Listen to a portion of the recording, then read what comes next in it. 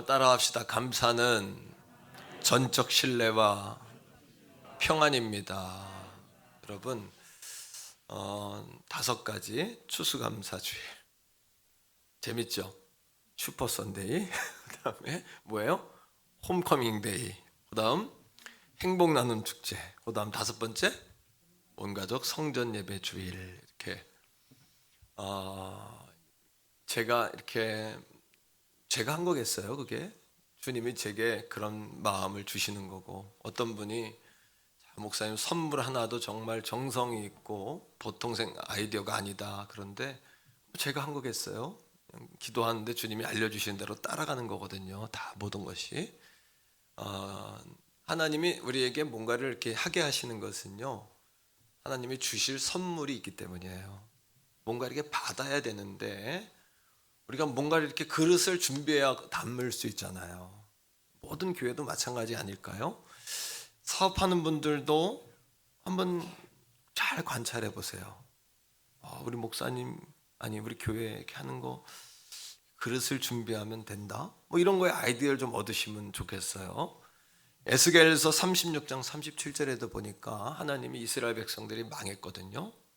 완전히 멸망했는데 그들이 약속을 하세요. 사람들이 돌아오게 하겠다, 이렇게 약속하셨고, 두 번째는 양떼가 많아지게 하겠다, 먹고 살 거, 비즈니스 왕성하게 경제 회복 시켜주시겠다. 세 번째는 무너진 건물들을 세워줄 것이다, 이렇게 하나님 약속하셨어요. 그러면서 뭐라고 하셨냐면 참 귀한데 따라합니다. 그래도 내게 이같이 이루어 주시기를 구하여야 할지니라. 하나님은 이미 다 준비하셨어요. 우리가 기도하는 것은 하나님 준비해 주세요 라는 게 아니에요. 이미 하나님은 준비해 놓고 기다리세요. 하나님 우리에게 기도하라는 것은 받을 그릇, 기도한다는 것은 준비한다는 거잖아요. 원한다는 거잖아요. 바라고 또 소원한다는 얘기잖아요. 그러니까 그릇을 준비한다, 이런 의미 아닐까요? 그러니까 돌아오는 추수감사에 우리가 할 건 2가지예요. 이 한 주간, 이 추수감사 전야와 같은 이 축제의 한 주간에 준비할 것 2가지인데, 하나는 기도하는 거예요. 왜요? 하나님 그릇 준비됐어요, 부어주세요. 약속하신 거 문 열어주세요. 하나님, 우리가 해주세요 해서 하나님 하시는 분이 아니라 이미 하나님은 주실 수 있는 분이에요. 그 2번째는 감사만 하는 거예요. 감사는 뭐냐 하면 전적 신뢰예요. 그럼에도 불구하고 감사합니다, 이거는 하나님 내가 믿습니다.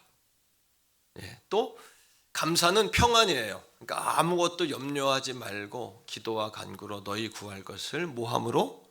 감사함으로 내가 믿습니다 하는 마음으로, 내가 그걸 믿기 때문에 내가 평안합니다 하는 고백으로 하나님께 나오란 이야기죠.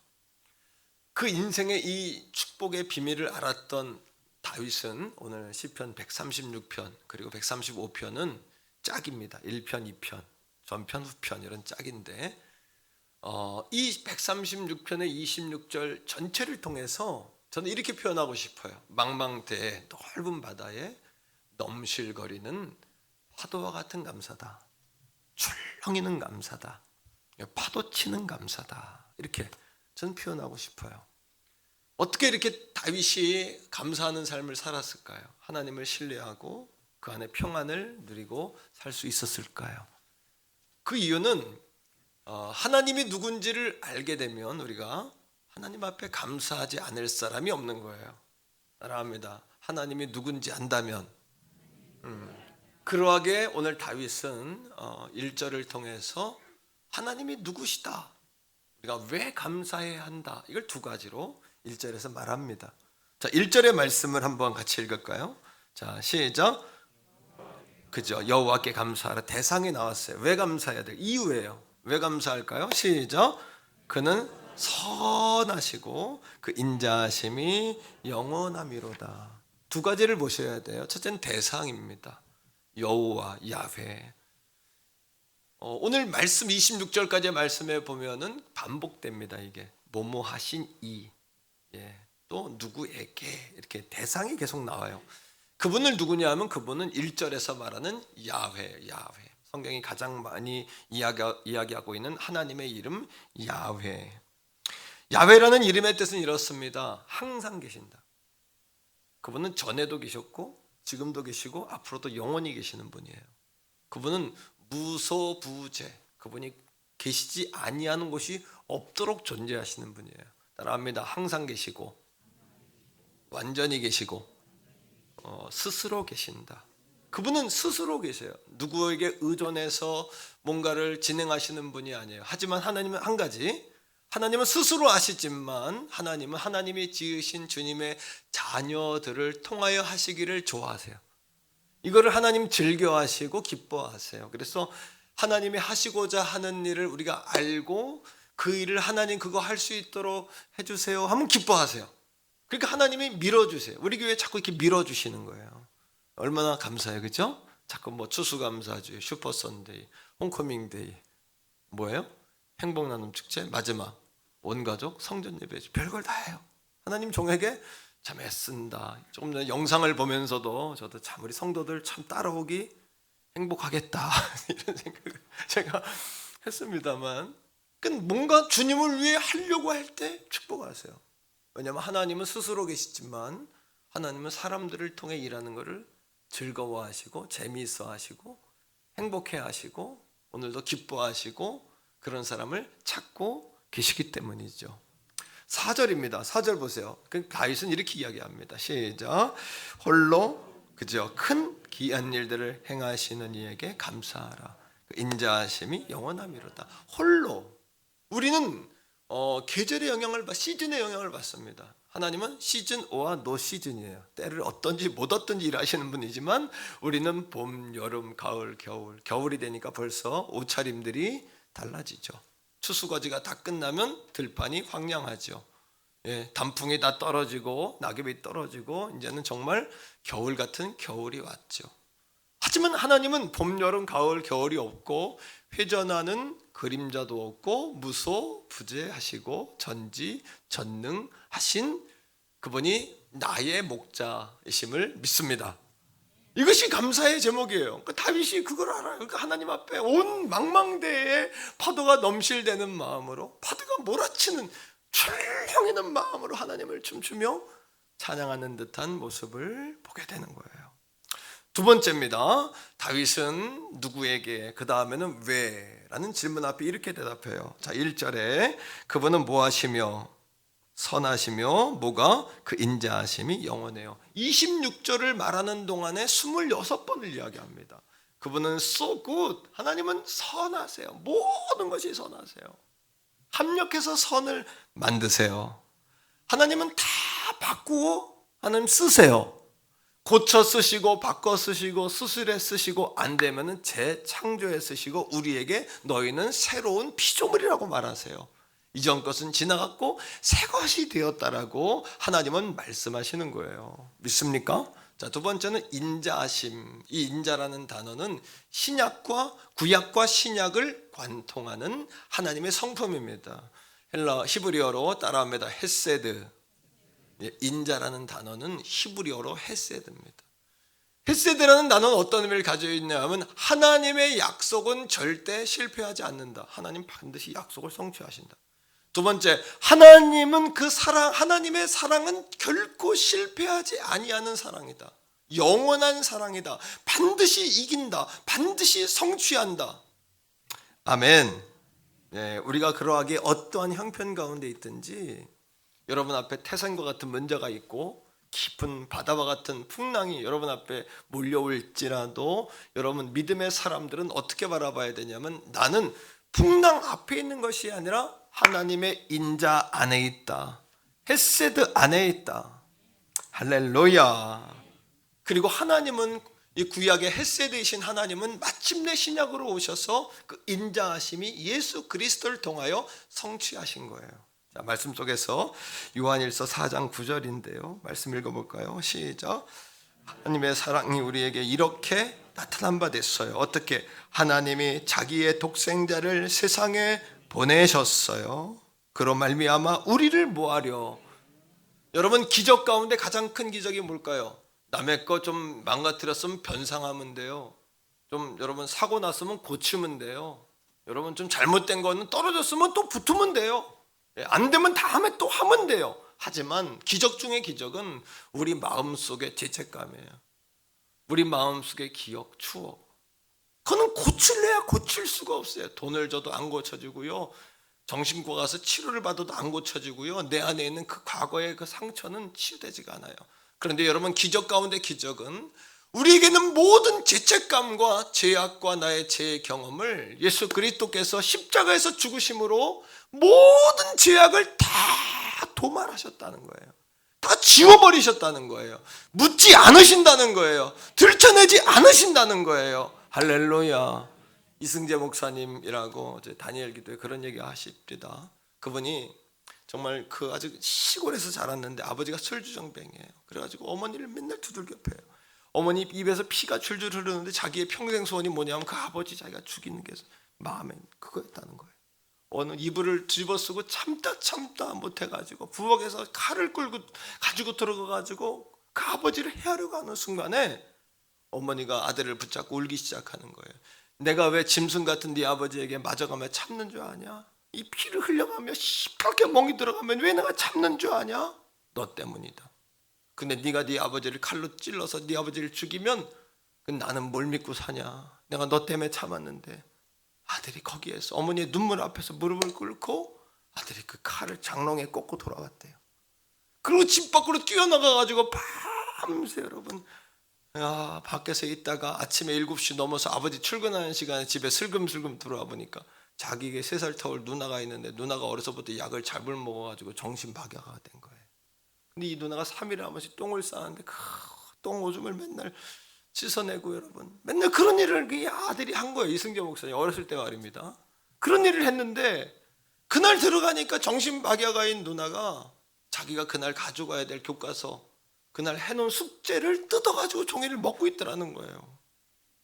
그 순간 어떻게 팍 자기 안에 분노가 솟구쳐 오르고 팍 자기 안에 짐승이 있는 걸 봤다는 얼마나 누나를 두들겨 팼는지 누나의 말을 못하는 누나가 눈빛으로 제발 나 좀 때리지 말라고 쳐다보는 것 같은 눈빛을 보면서도 그냥 누나를 얼마나 두들겨 팼는지 자기 안에 그 죄책감.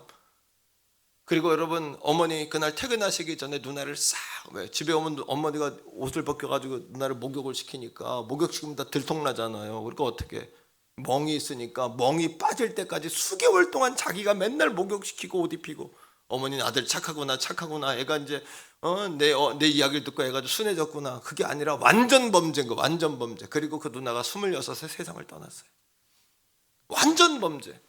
대학생이 돼가지고 방황하던 시절에 어느 CCC 단체 여러분 선교단체 집회에 참여했는데 그 마지막 날 맨 뒤에 아무 관심 없이 앉아있던 자신에게 이 강대상에서 목사님이 말씀을 증거하시는데 모든 사람은 죄를 범하였음에 하나님의 영광에 이르지 못합니다.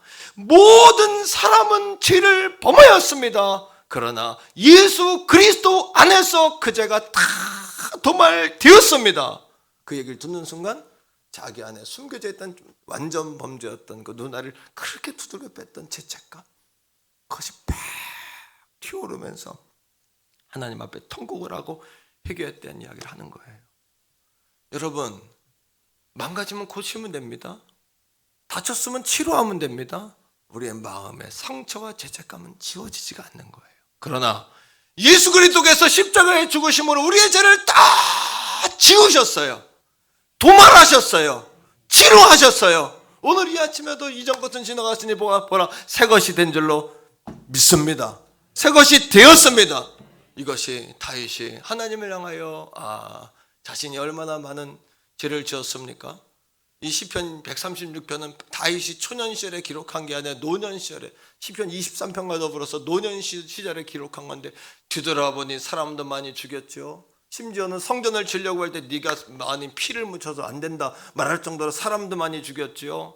여러분 그지요 사랑하는 장수의 아내를 치유하기 위해 신복을 전쟁터에 내보내서 죽이기까지 했죠. 완전 범죄를 꿈꿨지만 하나님의 종 나단을 불러다가 여러분 그 죄를 하나님이 지적하지 않으십니까? 돌이켜보니 여호와를 찬양하라 감사하라 그 선하심과 인자하심이 영원함이로다. 자기가 구원을 그 안에서 구원을 받았다는 거죠. 두 번째는 다윗이 하나님을 찬양한 이유는 하나님은 비교 불가하신 분이라는 거예요. 자, 2절과 3절입니다. 같이 읽읍시다. 2절 3절이에요. 시작. 신들 중에 뛰어난 하나님께 감사하라. 그 인자하심이 영원함이로다. 주들 중에 뛰어난 주께 감사하라. 그 인자하심이 영원함이로다. 비교할 수 없다는 거예요. 하나님은 신들 위에 신이시고 모든 주라고 불리는 존재 위에 주이십니다. 자, 이 말씀을 시편 135편 15절부터 18절까지 다윗이 해석을 하고 있어요. 어떻게 해석합니까? 자, 읽어보세요. 시편 135편 15절입니다. 시작. 열궁의 의상은 은, 금이요 사람의 손으로 만든 것이에요. 모든 우상들, 세상의 모든 신은요, 하나님을 뺀 모든 신은 사람이 만들었어요. 근데 사람들은 뭐라고 이야기하냐면 오히려 여러분 데카르트가 이야기했던 사람은 생각한다, 고로 뭐한다?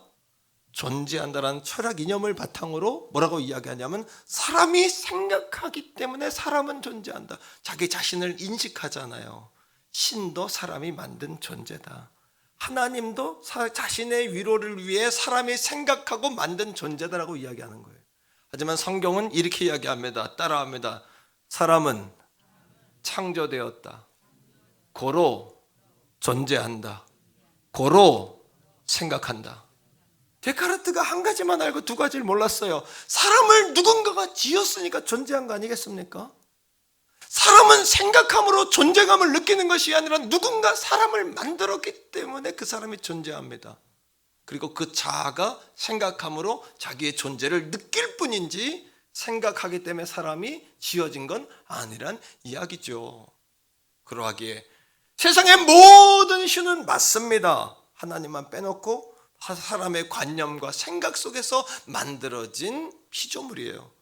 은금으로 만들어진 조각품이고 돌덩어리고 예술 작품의 역사적인 고물에 지나지 않는다는 거예요.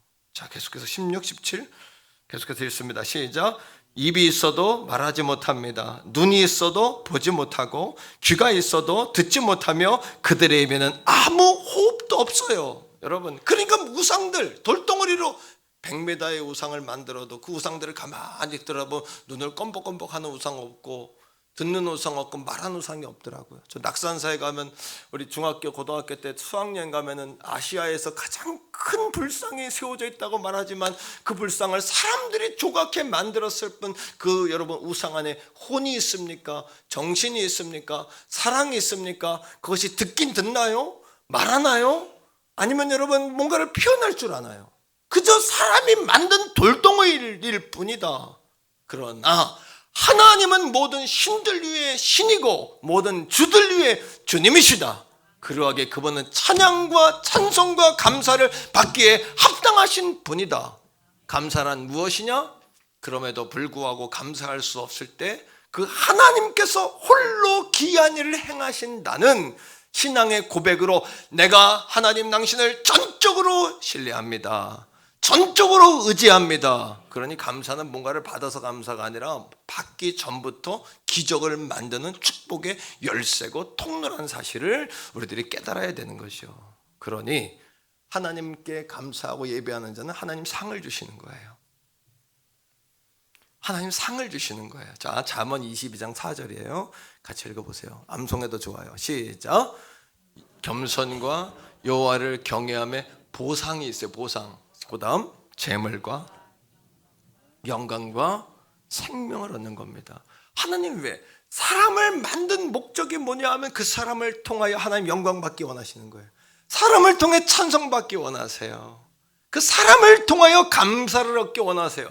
여러분 시편 135편은 감사라는 단어가 안 나오고 계속 뭐라 그러면 찬양하라. 찬양하라. 이 찬양 136편은 감사하라.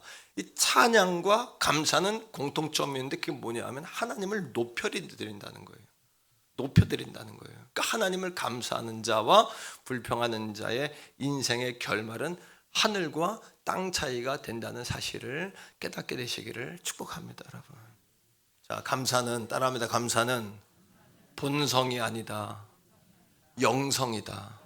본성이 아니라는 것은 사람의 죄성, 사람은 죄성이 있기 때문에 죄성의 근본은 뭐예요? 하나님의 자리에 내가 앉는 거 아닙니까? 내가 하나님인데 하나님께 왜 감사합니까? 내가 하나님의 자리에 앉아있고 내가 가장 지난주에 나는 소중하다라는 개념하고 이건 같은 개념이 아니에요. 예수 안에 구원받은 우리가 하나님께 쓰임받는 주의 자녀로서 소중하다는 이야기지, 내가 하나님을 대신할 존재로 소중하다는 거 그 얘기가 아니란 말입니다. 내가 하나님의 자리에 앉아있는데 감사할 대상에 누가 있어요? 그러니까 여러분, 감사는 본성적인 게 아니에요. 가만히 있으면 감사가 안 나와요. 감사는 선택해야 되고, 감사는 배워야 되고, 감사는 결단해야 되고, 감사는 입으로 시내야 되는 것이에요. 왜? 이건 영성적이다. 영성적이라는 얘기는 무슨 이야기냐면 훈련받아야 된다, 변화받아야 된다, 바뀌어져야 된다, 성령으로 지배받아야 된다는 이야기예요. 자, 바울 목사님이 로마서 1장 22절을 통해서 이 시대의 타락한 문화의 특징을 한 가지로 이야기합니다. 타락한 문화의 특징, 다 같이 로마서 1장 21절인데 읽어볼까요? 시작. 하나님을 알아요. 근데 하나님을 영화롭게 안 해요. 고의적이에요. 감사하지도 않아요. 오히려 그 생각이 허망하여지며 미련한 마음으로 어두워졌나니 라고 이야기해요.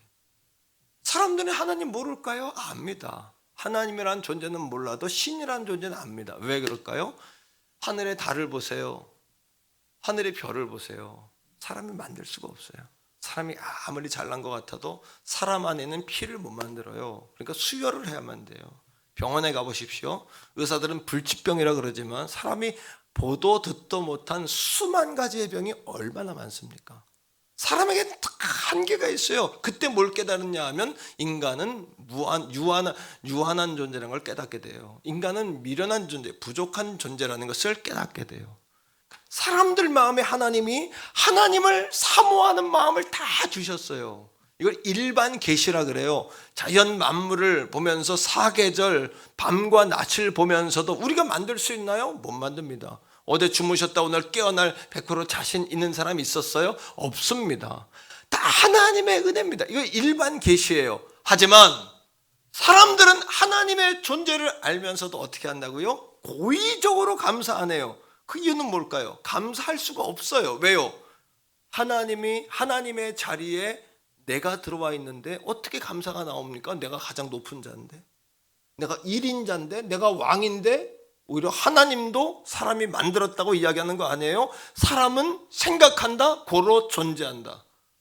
이런 인문학적 철학적 관념에 꽉 붙들어 있는 현재적인 정신적인 주류 가운데에 하나님을 인정할 수가 없는 거죠. 또 한 가지, 말세의 징조. 바울 목사님이 이야기한 말세의 징조입니다. 디모데후서 3장 2절이에요. 읽어보세요. 시작. 사람들이 자기 일을 사랑해요. 돈을 사랑하며 자랑하며 교만하며 비방하며 부모를 거역하며 감사하지 않으며 거룩하지 아니하며라고 말합니다. 사람들이 자기를 사랑하며, 이거 핵심적이에요. 이게 핵심적인 단어인데 하나님의 자리에 인간이 앉아있다, 이런 얘기. 하나님의 자리에 인간이, 제가 오늘 교회 와서 처음에 아침 일찍 와가지고 기도할 때 하나님 역사에 주시옵소서, 충만하시옵소서 기도해놓고 조금 하나님을 바꿨어요. 내가 다스리는 것 같은 마음이 있는 거 아니야 그래서 바꿨어요. 하나님 나를 종으로 도구로 사용해 주시기를 소원합니다. 기도를 드려도 겸손하게 드리셔야 돼요. 하나님께 감사와 찬송을 드려도 정말 겸손하게 드리셔야 돼요. 사랑하는 성도 여러분, 자 보세요. 자, 하나님 없는 세상에서 벌어지는 풍경, 가장 중요한 풍경은 나를 가장 앞장 세우거나 나를 가운데 두는 거예요. 여러분, 애플사라는 다국적 세계적 기업 아시죠? 애플사에서 만드는 상품마다 맨 앞에 뭐라고 붙입니까? 여러분, 그 세계적인 기업들은 탁월한 거예요. 이 시대 사람들의 정신적인 주류가 뭔지를 정확히 압니다. 그래서 그 사람들이 만든 상품마다 아이폰, 그 다음 아이맥 컴퓨터입니다. 그 다음 아이튠즈, 엔터테인먼트, 음악 다운받고 영상 보고 아이튠즈. 맨 앞에 뭐가 있는 거예요? 스페링? 아이가 붙어 있는 거예요. 그 의도적인 겁니다. 의도적인 거. 사람들의 심리를 정확히 아는 거예요. 두 번째, 성경이 말하는 죄에는 세 가지 종류가 있어요. 첫째는 죄라는 단어는 sin이라는 단어예요. 그 다음에 범죄했다는 클라임이란 단어예요. 세 번째는 죄책감이라는 guilt라는 단어예요. 이 세 단어 맨 중앙에 뭐가 있습니까? sin, I가 있습니다. climb, C-R-I-M-E, 뭐가 있어요? I가 있어요. guilt, 뭐가 있어요? I가 있는 거예요. 하나님이 빠진 세상의 특징은 뭐냐 하면 내가 맨 앞자리에 있거나 내가 가장 중앙에 있거나. 여러분 잘 들어보세요. 내가 신이 되면 어떤 현상이 일어나냐 하면 내가 신이 되면 나 중심으로 모든 게 돌아가야 돼요. 가정도 나 중심, 교회도 나 중심, 국가도 나 중심, 모든 것이 내 중심으로 돌아가야 돼요. 그런데 물어볼게요. 세상이 여러분 중심으로 돌아갑니까? 안 돌아갑니까?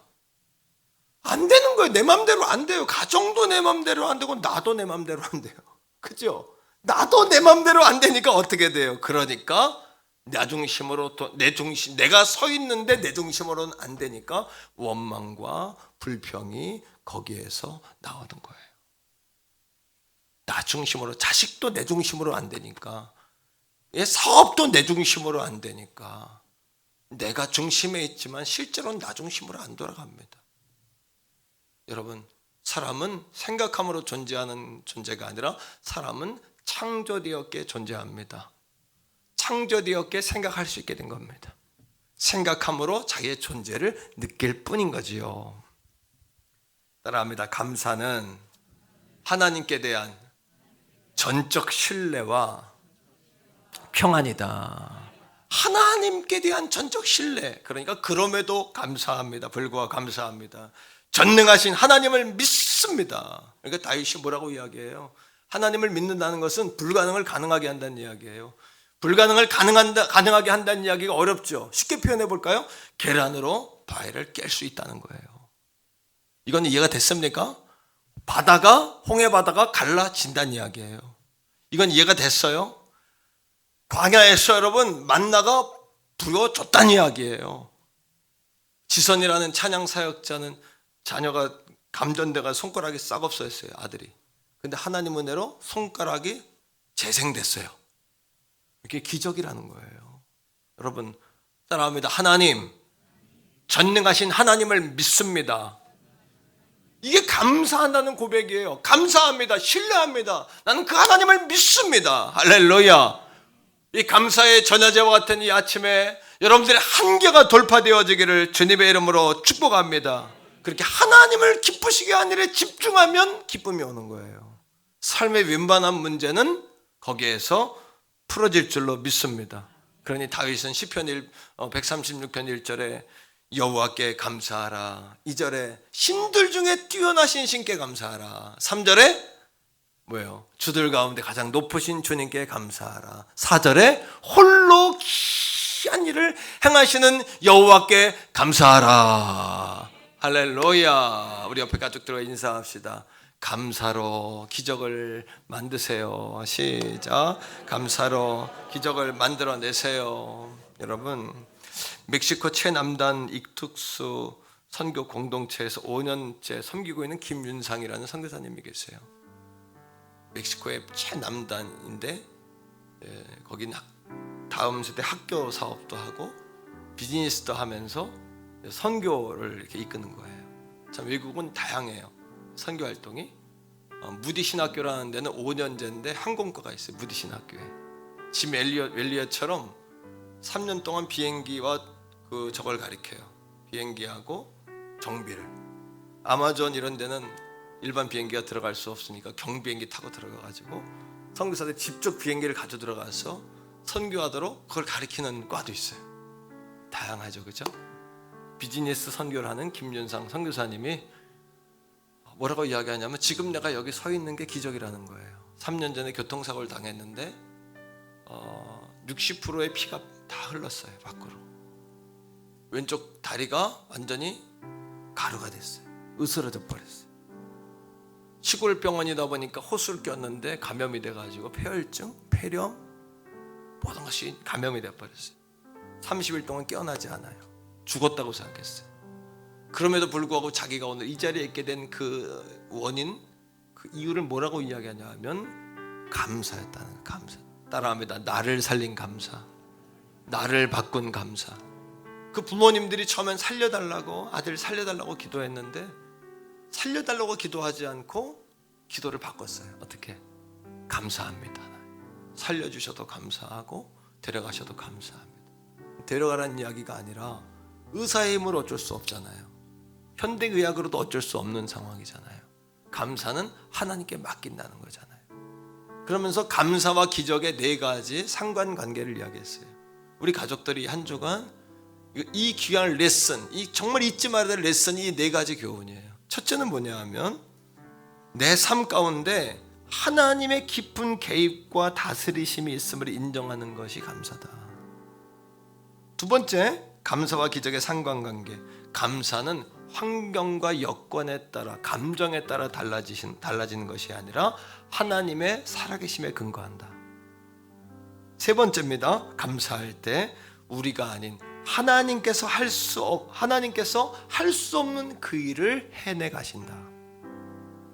네 번째입니다. 범사에 감사라는 말은 상황과 감정과 상관없이 모든 일에 감사를 선택해야 된다는 이야기다. 4가지로 따라합니다. 감사는 하나님을 전적으로 신뢰한다는 고백이다. 근데 감사가 잘 안 나와요. 왜? 본성적인 게 아니라 영성적인 거라서 그래요. 믿음이 세질수록 감사가 많아져요. 바로미터예요 이게.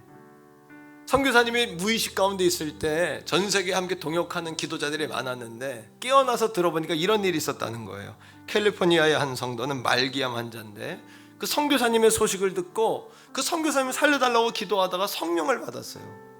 그리고 놀라운 역사가 일어나는데 말기암 환자가 병원에 가 진단을 받았더니 완치되었다는 진단을 받았다는 거예요. 놀랍죠. 또 어떤 비즈니스 하는 성도님은 그 선교사님을 위해 늘 기도하는 분인데 여러분 하나님께서 시키신 일이라면서 그때까지 모든 병원비를 이 사업가가 다 결제했어요. 그때 그분이 당장 돈이 없어서 신용카드로 결제를 했는데 그날 갑자기 자기가 지불한 병원비에 동그라미 하나가 더 보태진 놀라운 금액이 자기 통장으로 입금이 되었어요. 간증이에요. 그러면서 이렇게 이야기합니다. 내가 살아서 한 일보다 누워서 한 일이 더 많다. 따라합니다. 내가 서서 한 일보다 누워서 한 일이 더 많다. 여러분, 제가 말하는 건 돈 얘기, 죽은 사람 고친 얘기 하는 게 아니에요. 하나님은 오늘도 하나님이 하려고 하는 그 하나님의 역사에 그 역사를 눈을 떠서 보고 참여하는 사람들을 부흥하게 하세요. 그런 교회를 부흥하게 하세요. 아무도 전도와 영혼 구원을 말하지 않을 때 그걸 말하는 교회, 말씀의 강단에서 그것들을 성도들에게 강조할 수 없을 때 강조하는 목회자, 그리고 여러분 아무도 감사할 수 없을 때 감사하기로 선포하는 그 사람, 하나님의 이름을 높여드리는 그 사람을 하나님은 부흥하게 하시고 축복하시고 사용하시고 그 사람을 통하여 하나님의 영광을 이루기를 즐거워하세요. 재밌어하세요. 행복해하세요. 왜? 그 사람 통해 일을 하면 또 하나님께 영광을 돌릴 테니까. 하나님은 그것뿐이에요. 하나님이 하셨습니다. 하나님 감사합니다. 이것뿐이에요. 하나님은 더 그 이상도 그 이하도 아니에요. 하나님이 하신 거예요. 믿습니까 여러분? 근본 추수감사의 핵심 키워드가 바로 이거예요. 뭐예요? 고난 중에 있을지라도 감사로 당신의 신앙을 증명하라. 이게 이번 추수감사 핵심 포인트예요. 감사는 본성적인 게 아니라 영성적인 거예요. 안 돼요. 어떻게? 남편들이 감사할 수 있도록 아내들이 좀 도와주세요. 아내들이 감사할 수 있도록 남편들이요 좀 도와주세요.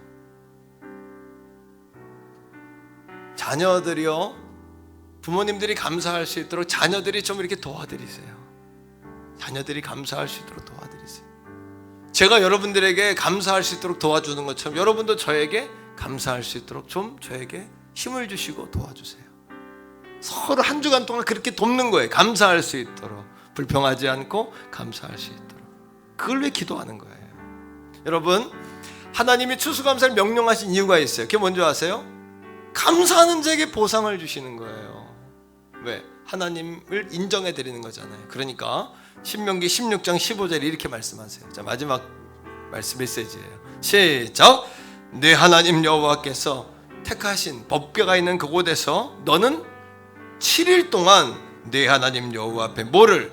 절기를 지키고 내 하나님 여호와께서 내 모든 소출과 내 손으로 행한 모든 일에 복을 주실 것이니 너는 온전히 즐거워할지니라. 감사는 지난 과거에 대한 고백일 뿐만 아니라 내일에 대한 약속이에요.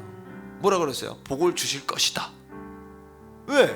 하나님 그 사람 축복하실 수밖에 없잖아요. 그러니까 절기를 이스라엘 백성들에게 6월절, 초실절, 초막절, 여러분 절기를 지키라고 말씀하시는 거예요. 왜? 본능적이지가 않으니까, 본성적이지가 않으니까, 영성적인 거니까 명령으로 내려서 지키라고 강조하신 거예요. 지켜라, 지켜라.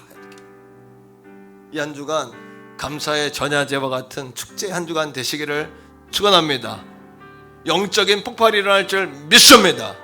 그리고 하나님 영광에 우리가 쓰임받기를 소원합니다. 그 그릇을 준비합시다. 이 한 주간 그 그릇을 준비하는 거예요. 따라합니다. 하나님, 그럼에도 불구하고 감사하겠습니다.